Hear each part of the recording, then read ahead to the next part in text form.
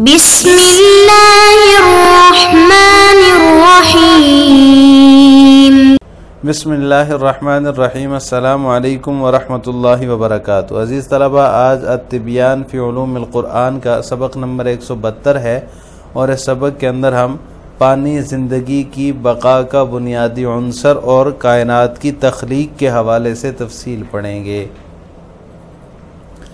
عزیز طلبہ، گزشتہ سبق میں ہم نے قرآن کے سائنسی معجزات میں سے وحدت کائنات کے حوالے سے پڑھا تھا۔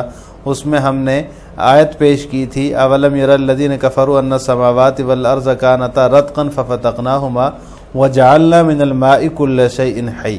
تو یہ جو حصہ ہے اس آیت کا وجعلنا من الماء کل شیء حی، اس کی تفصیل یہ ہے کہ یہ آیت جو ہے اس سائنسی تحقیق کی تقریر و اثبات میں وارد ہونے والی آیات میں سب سے زیادہ بلیغ ہے، جس کے راز کو سائنسدانوں نے پا لیا۔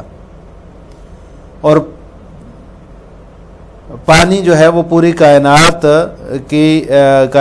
کی اور نباتات کی زندگی کے دوام اور بقا کے لیے بنیادی عنصر ہے۔ اللہ تعالیٰ فرما رہے ہیں وَجَعَلْنَا مِنَ الْمَاءِ كُلَّ شَيْءٍ حَيٍّ، ہم نے ہر جاندار کو پانی سے بنایا۔ پھر بھی یہ لوگ افلا یؤمنون، یہ لوگ ایمان نہیں لاتے۔ تو کیمیائی ورق کا ایک بڑا حصہ پانی کا محتاج ہوتا ہے۔ پانی چونکہ تمام کائنات کا، تمام نباتات کا کی زندگی کے لیے، دوام و بقا کے لیے، ان کی زندگی کے دوام و بقا کے لیے ایک بنیادی عنصر ہے، اس کے بغیر زندگی نہیں ہے، اسی لیے کہا جاتا ہے پانی زندگی ہے۔ اور پانی اس کے علاوہ بھی دیگر خصوصیات رکھتا ہے جو اس بات پر دلالت کرتی ہیں کہ خالق کائنات نے پانی کو ایسے اجزاء سے بنایا ہے جو اس مخلوق کے لیے فائدہ مند ہے۔ لہٰذا پانی کا درجہ حرارت کم ہو تو وہ اپنے اندر آکسیجن کی بہت بڑی مقدار جذب کرتا ہے، اور یہ جتنا منجمد ہو، جمع ہوا ہو، جم جائے تو یہ حرارت کی ایک بڑی مقدار جو ہے وہ خارج کرتا ہے۔ جو سمندر میں رہنے والی مخلوقات ہیں مختلف قسم کی، جیسے مچھلیاں ہیں، تو ان کی زندگی میں جو ہے یہ ان کی مدد کرتا ہے، ان کی زندگی میں ان کو مدد دیتا ہے۔ تو قرآن کریم کی حکمت کس قدر عجیب ہے جو واضح الفاظ کے ساتھ زندگی کے راز کو بیان کر رہی ہے۔ حضرت ابن عباس رضی اللہ تعالیٰ عنہما سے منقول ہے، وہ فرماتے ہیں کہ اس آیت مبارکہ کی تفسیر میں کہ آسمان پہلے بند تھا، بارش نہ برساتا تھا، اور زمین بند تھی کہ نباتات نہ اگاتی تھی، پس جب اللہ نے زمین کے باشندوں کو پیدا فرمایا تو آسمان کو بارش برسانے اور زمین کو نباتات اگانے کے ذریعے سے کھول دیا۔ یہ بہت ہی عمدہ اور بڑی بہترین تفسیر ہے جو کہ استعارے کے قبیل سے ہے۔ متقدمین مفسرین کی بھی یہی رائے ہے۔ لیکن یہ بات بھی جو ہے وہ ضروری ہے کہ قرآن میں بعض ایسی بہترین علمی باتیں پائی جاتی ہیں جن کا جدید جو سائنسی علم ہے اس نے ابھی انکشاف کیا ہے۔ یعنی ایسی علمی باتیں ہیں لیکن اس کا انکشاف پہلے نہیں ہوا، ابھی سائنس کے ذریعے سے اس کا انکشاف ہو رہا ہے۔ پس قرآن کی کئی آیات بہت سے جو ہے وہ اس وجوہ کا احتمال رکھتی ہیں، بہت سارے معنی اس سے مراد ہو سکتے ہیں، اور قرآن کے اسرار اور رموز جو ہے اس کو سمجھنے میں کوئی زبردستی نہیں ہے۔ کئی دفعہ ایسے ہوتا ہے جو چیز متقدمین کو سمجھ نہیں آتی وہ متاخرین کو سمجھ آ جاتی ہے۔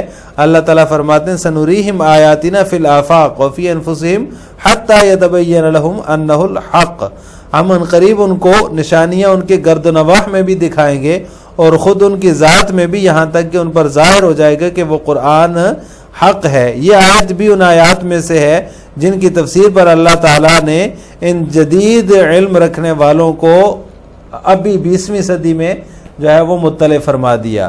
تو ایسا بہت دفعہ ہوتا ہے کہ متقدمین کو وہ سمجھ نہیں آ رہی ہوتی لیکن متاخرین کو سمجھ آ جاتی ہے۔ تو یہ 20ویں صدی میں جو ہے وہ شاید یہ آیت ان آیات میں سے ہو کہ 20ویں صدی میں اس کا جو ہے وہ جدید علوم والے اس کا مطلب زیادہ سمجھ گئے ہوں۔ اس کے بعد دوسری جو چیز ہے سائنسی معجزات میں سے وہ تخلیق کائنات ہے۔ تو مشہور فلکی جو ہے وہ جینز جس کا نام ہے، وہ کہتا ہے کہ کائنات کا مادہ ابتدا میں فضا میں ترتیب کے ساتھ پھیلے ہوئے ایک گیس کی شکل میں تھا، اور یہ جو کہکشائیں ہیں اجرام سماویہ کی تخلیق بھی اسی گیس کے گاڑھے ہو جانے کی وجہ سے ہے، یہ اسی گیس کے گاڑھے ہو جانے کا نتیجہ ہے۔ یہ جو نظریہ ہے فلکیات کا، اس کی تائید بھی قرآن سے ہوتی ہے۔ ثم استوى الى السماء وهي دخان فقال لها وللارض ائتيا طوعا او كرها فقالتا اتينا طائعين۔ تو یہ جو نظریہ ہے اس کی تائید اس آیت سے ہو رہی ہے۔ اللہ تعالیٰ نے جو ہے وہ آسمان کی طرف توجہ فرمائی اور وہ دھواں سا تھا، سو اس سے اور زمین سے فرمایا کہ تم دونوں خوشی سے آؤ یا زبردستی سے، تو دونوں نے کہا ہم خوشی سے حاضر ہیں۔ تو یہ جو قرآن کریم کی آیت ہے، اس سے جو ہے وہ اس کی نظریے کی تائید ہوتی ہے۔ اگر قرآن کریم اس کی خبر نہ دیتا تو ہمارے لیے اس نظریے کا سمجھنا مشکل ہوتا۔ قرآن نے کائنات کی تخلیق کا جو منبع ہے اس کو دھوئیں کے ساتھ اس کی منظرکشی کی ہے، اور اس کو عرب ایسی محسوس اشیاء میں سے گردانتے تھے، ایسی اشیاء میں سے سمجھتے تھے جو کہ محسوس ہوتی ہیں۔ تو کیا 14 صدیاں قبل جب لوگ جو ہے وہ کائنات کے علم کو اور اسی طرح اس کے اندر مخفی رازوں کو نہیں جانتے تھے، کسی امی، کسی ان پڑھ کے بس میں ان حقائق کا ادراک ممکن تھا؟ بالکل نہیں تھا۔ تو یہ اس بات کی دلیل ہے کہ یہ قرآن کریم کے اعجاز کی دلیل ہے، اور قرآن کریم کے اللہ تعالیٰ کی طرف سے وحی ہونے کی بہت ہی بین اور واضح دلیل ہے۔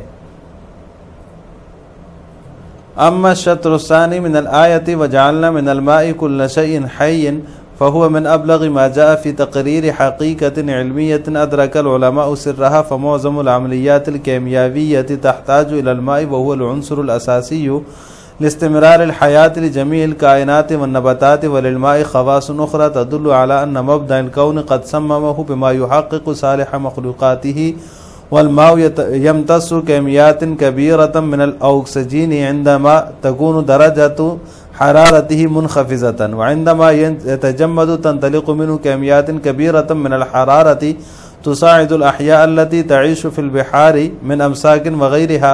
فما أعجب حكمة القرآن للذي يبين بكلمات جليلة سر الحياة۔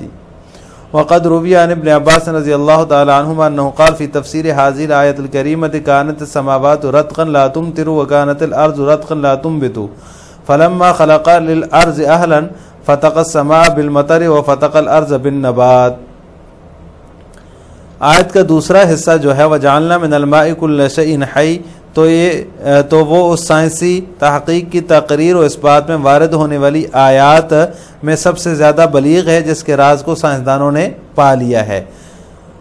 چنانچہ کیمیائی ورق کا ایک بڑا حصہ پانی کا محتاج ہوتا ہے، وہ العنصر الاساسی، اور پانی جو ہے پوری زندگی اور نباتات کی زندگی کے دوام و بقا کے لیے بنیادی عنصر ہے۔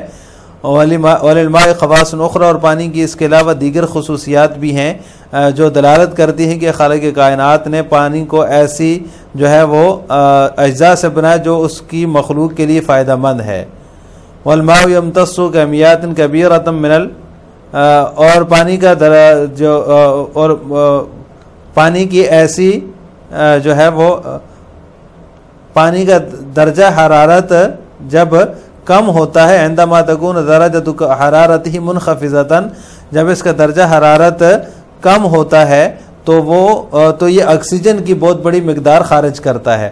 وعندما يتجمد تنطلق منه كميات كبيرة من الحرارة، اور جس وقت یہ منجمد ہوتا ہے تو حرارت کی ایک بڑی مقدار اس سے خارج ہوتی ہے، جو کہ سمندر میں رہنے والی مختلف جاندار مخلوقات کی زندگی میں مدد دیتی ہے، جیسے مچھلیاں وغیرہ۔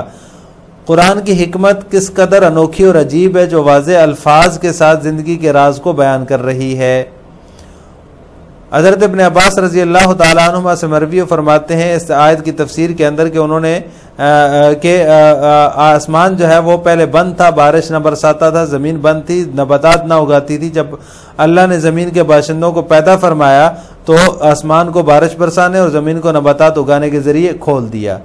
اقول هذا التفسير جميل وحسن ويكون من باب الاستعارة وهو الذي ذهب إليه المفسرون القدامي، ولكن لا يمنع أن يكون في القرآن بعض هذه الروائع العلمية التي كشف عنها العلم الحديث فالقرآن حمال وجوه وليس هناك تحكم في فهم أسراره فربما فهم المتأخرون ما لم يفهمه المتقدمون والله تعالى يقول سنريهم آياتنا في الآفاق وفي أنفسهم حتى يتبين لهم أنه الحق فلعل هذا من الآيات التي اطلعهم الله عليها في القرن العشرين. مصنف فرماتے ہیں میں کہتا ہوں یہ تفسیر بڑی عمدہ اور اچھی ہے جو کہ استعارے کی قبیل سے متقدمین مفسرین کی رائے بھی یہی ہے، لیکن یہ بات اس سے مانے نہیں کہ قرآن میں بعض ایسی بہترین علمی باتیں پائی جائیں جن کا جدید سائنسی علم نے ابھی انکشاف کیا ہو. پس قرآن کی کئی آیات بہت سے وجوہ کا احتمال رکھتی ہیں اور قرآن کے اسرار اور رموز سمجھنے میں کوئی جو ہے وہ زبردستی بھی نہیں ہے. بہت مرتبہ ایسا ہوتا ہے کہ متاخرین نے اس بات کو سمجھ لیا جس تک متقدمین کی فہم کی رسائی نہیں ہوئی.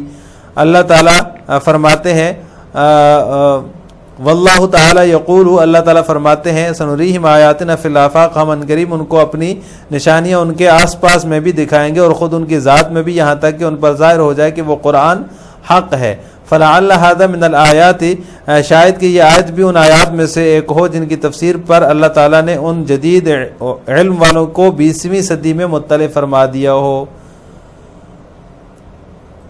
ثانیا نشأۃ الکون، یقول العالم الفلکی جینز ان نمادۃ الکون بدأت غازا منتشرا خلال الفضاء بانتظام وان صدائم المجموعات الفلکیۃ خلقت من تکاثف هذا الغاز. ويقول الدكتور جامو ان الكون في بدء نشأته كان مملوءا بغاز موزع توزيعا منتظما ومنه حدثت عمليات. هذه النظرية نجد لها في القرآن الكريم ما يؤيدها ولولا أن القرآن أخبر عن ذلك لاستبعدنا هذه النظرية. بيقول تعالى ثم استوى إلى السماء وهي دخان فقال لها وللأرض ائتيا طوعا أو كرها قالتا أتينا طائعين. فالقرآن صور مصدر خلق هذا الكون بالدخان وهو الشيء الذي يفهمه العرب من الأشياء الملموسة. أيكون في مقدور أمي منذ 14 قرنا أن يدرك هذا في وقت كان الناس لا يعرفون شيئا عن هذا الكون وخفاياه. ثانیاً دوسری چیز جو ہے وہ تخلیق کائنات ہے. مشہور عالم فلکی عالم جینز جو ہے اس کا کہنا ہے کہ کائنات کا مادہ ابتدا میں فضا میں ترتیب کے ساتھ پھیلے ایک گیس کی شکل میں تھا اور ان کہکشاؤں یعنی اجرام سماویہ کی تخلیق بھی اسی گیس کے گاڑھے ہو جانے کا نتیجہ ہے. اور ڈاکٹر جامو کہتا ہے کہ یہ کائنات اپنی ابتدائی آفرینش میں ایک خاص مرتب اور منظم گیس سے پر تھی اور اسی سے تمام نظام وجود میں آیا. هذه النظریۃ نجد لها فی القرآن، اس نظریے کی تائید ہم قرآن میں بھی پاتے ہیں اور اگر قرآن اس کی خبر نہ دیتا تو ہمارے لیے اس نظریے کا سمجھنا مستبعد ہوتا یا محال ہوتا. اللہ تعالیٰ فرماتے ہیں ثم استوى الی السماء وہی دخان، پھر آسمان کی طرف توجہ فرمائی اور وہ دھواں سا تھا. سو اس سے اور زمین سے فرمایا کہ تم دونوں خوشی سے آؤ یا زبردستی سے، تو دونوں نے کہا ہم خوشی سے حاضر ہیں. فالقرآن صور مصدر خلق هذا الكون بالدخان، قرآن نے اس کائنات کی تخلیق کے منبع کی دھوئیں کے ساتھ منظرکشی کی ہے. وهو الشيء الذي يفهمه العرب من الاشیاء الملموسة، یہاں قرب ہے، اس کو عرب ہونا چاہیے اور اس کو عرب محسوس اشیاء میں سے سمجھتے تھے. ایکون فی مقدور امی منذ 14 قرنا ان یدرک هذا فی وقت کان الناس لا يعرفون شيئا عن هذا الكون وخفاياه. آیا 14 صدیاں قبل ایسے وقت میں جب کہ لوگ اس کائنات اور اس کے مخفی رازوں کو نہ جانتے ہوں کسی امی شخص کے بس میں ان حقائق کا ادراک کرنا ممکن تھا. لہٰذا آج کے سبق کا خلاصہ یہ ہوا کہ ہم نے 10ویں فصل قرآن کریم کے سائنسی معجزات کے تحت کائنات کی وحدت کی مزید تفصیل اور دوسرے جو اس کا موضوع ہے کائنات کی تخلیق اس کی تفصیل پڑھی ہے. آخر میں آپ سے 2 سوال ہیں. زندگی کا بنیادی عنصر پانی کیسے ہے؟ اس کا جواب آپ نے کمنٹ باکس میں دینا ہے. نمبر 2، قرآن کریم کی وہ کون سی آیت ہے جس میں کائنات کی تخلیق کے منبع کی دھوئیں کے ساتھ منظر کشی کی گئی ہے؟ ان دونوں سوالوں کا جواب آپ نے کمنٹ باکس میں دینا ہے. السلام علیکم ورحمۃ اللہ وبرکاتہ۔